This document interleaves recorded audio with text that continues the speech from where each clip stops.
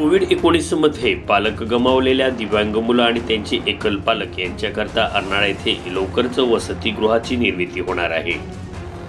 राज्यपाल भगतसिंग कोश्यारी यांच्या उपस्थितीत नूतन गुळगुळे फाउंडेशन निर्मित दिव्यांग मुलांच्या वसतिगृहाच्या भूमिपूजन रविवारी करण्यात आलं। यावेळी खासदार राजेंद्र गावित, आमदार हितेंद्र ठाकूर, मुंबईचे माजी नगरपाल डॉक्टर जगन्नाथ हेगडे, फाउंडेशनच्या अध्यक्षा नूतन गुळगुळे, जिल्हाधिकारी माणिक गुरसळ आदी मान्यवर यावेळी उपस्थित होते।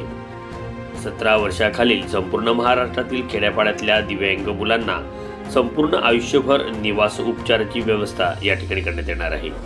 स्वावलंबन प्रशिक्षणासाठी विशेष केंद्राचीही निर्मिती या ठिकाणी केली जाणार आहे। कोरोनामुळे पालक गमावलेल्या दिव्यांग बालकांकरता विरारमधील अर्नाळा येथे वसतिगृह आणि प्रशिक्षण केंद्र सुरू करण्यात येणार आहे।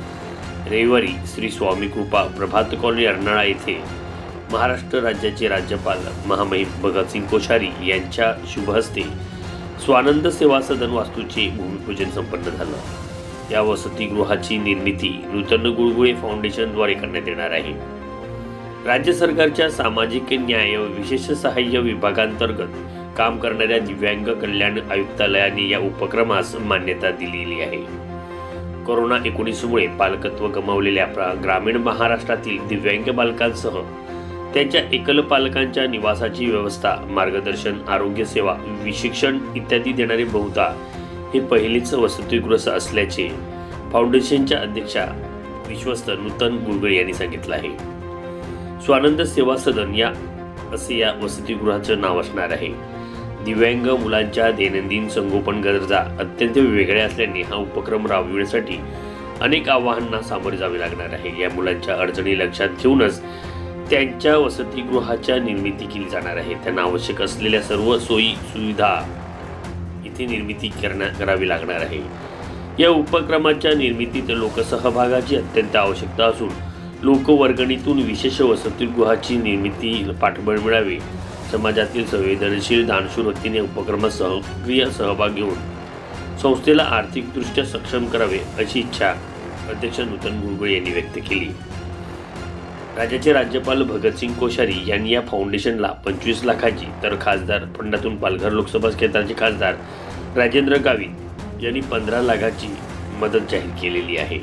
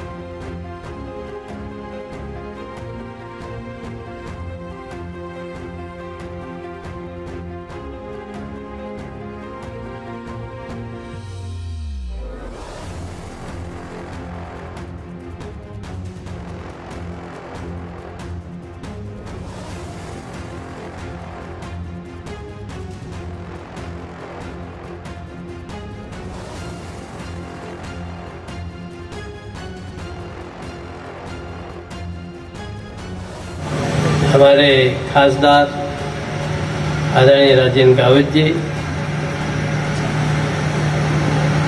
हमारे यहाँ के आमदार विधायक श्रीमान हितेंद्र ठाकुर जी,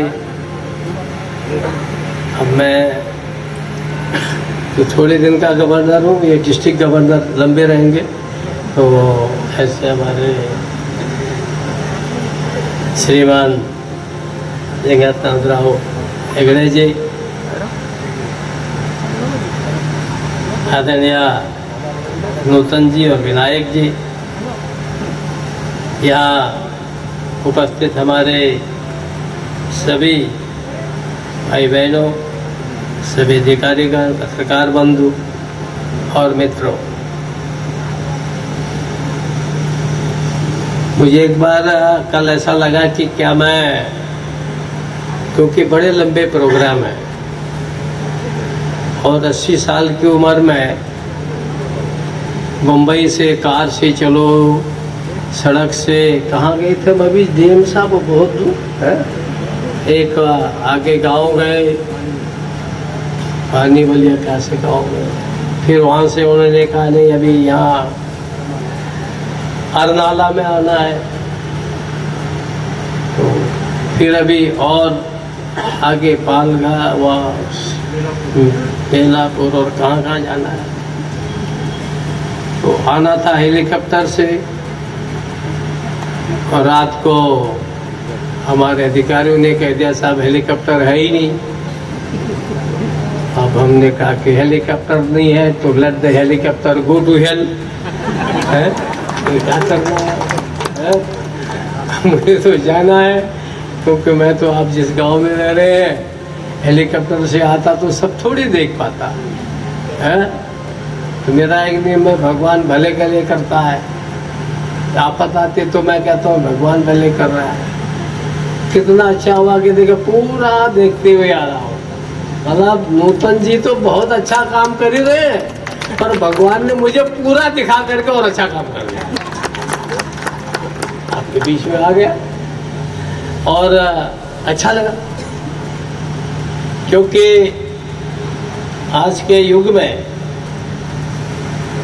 और मनुष्य स्वार्थी होता जा रहा है, मनुष्य सेल्फिश होता जा रहा है, और ये समय का प्रवाह है। ये तुलसीदास जी कलयुग के बारे में बहुत सारी चीजें कह गए। रामचरितमानस पढ़ोगे उतना मुझे ज्ञानेश्वरी और क्या नाम समर्थ रामदास या तुकाराम जी नहीं मिला जितना वो अपने उसमें कह गए कलयुग के क्या लक्षण होंगे।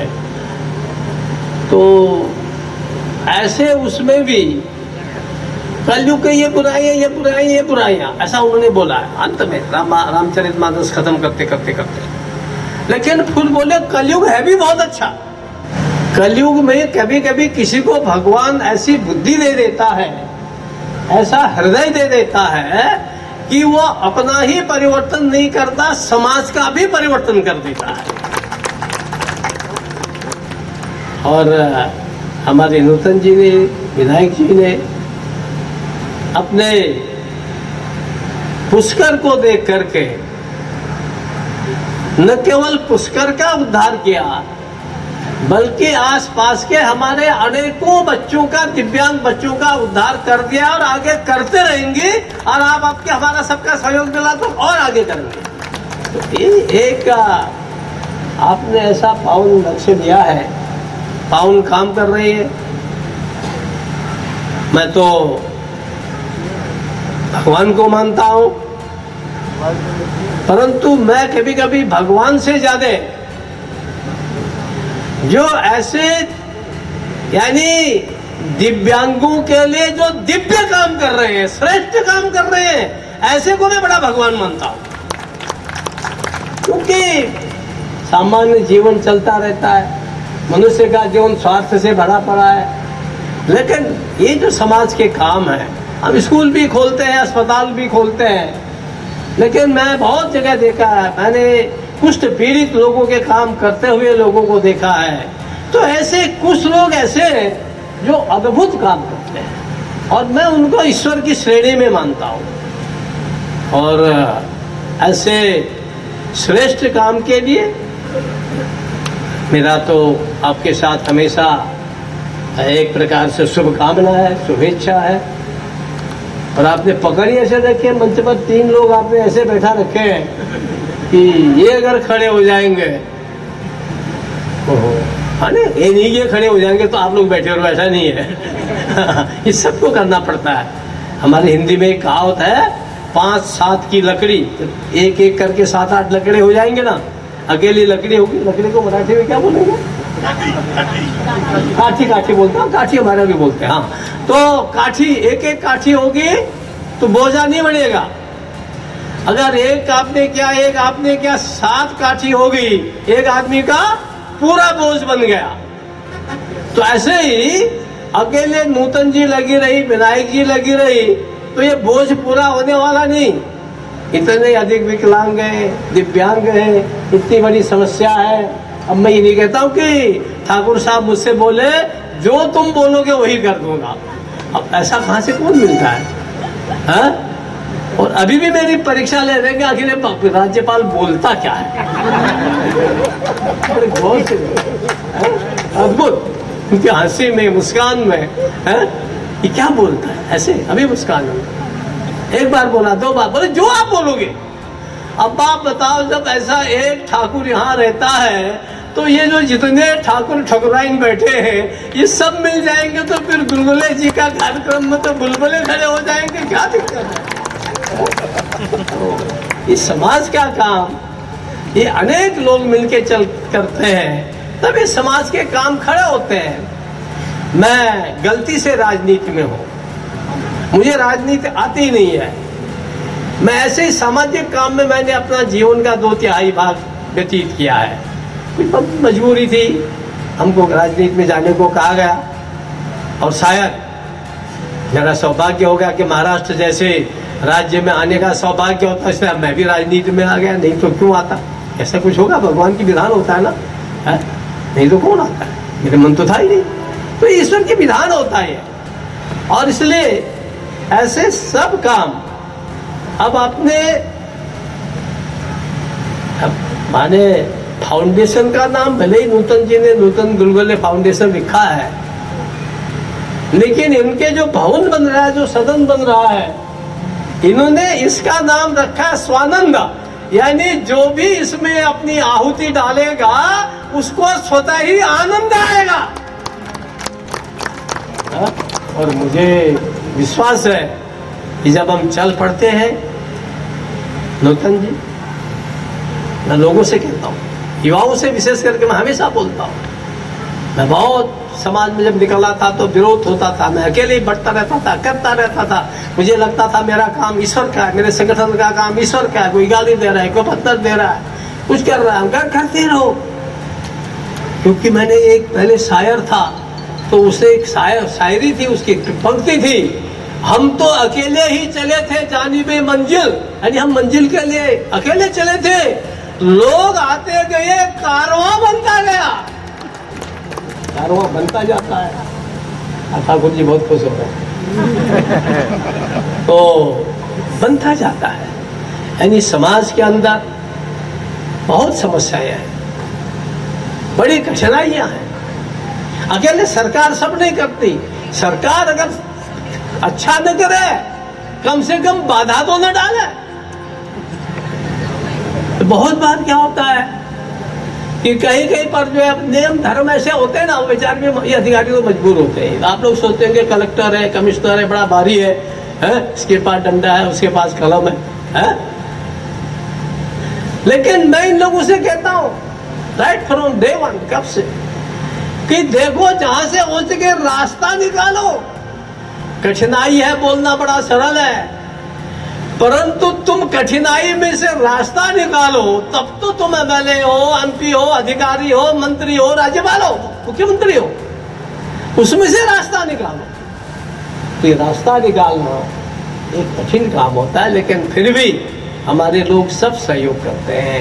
आगे जब हम बढ़ते हैं विरोध भी होता है, पर आपका काम ऐसा है नूतन जी, इसमें कोई विरोध नहीं करे। और मुझे लगता है कि जो सेवा का भाव से आप कर रहे हैं, और आप सबसे भी मेरा निवेदन है, कोई जरूरी नहीं कि आप 1 लाख, 2 लाख, 5 लाख, 10 लाख, 15 लाख जैसे सांसद जी बोल रहे थे ऐसे दे सके।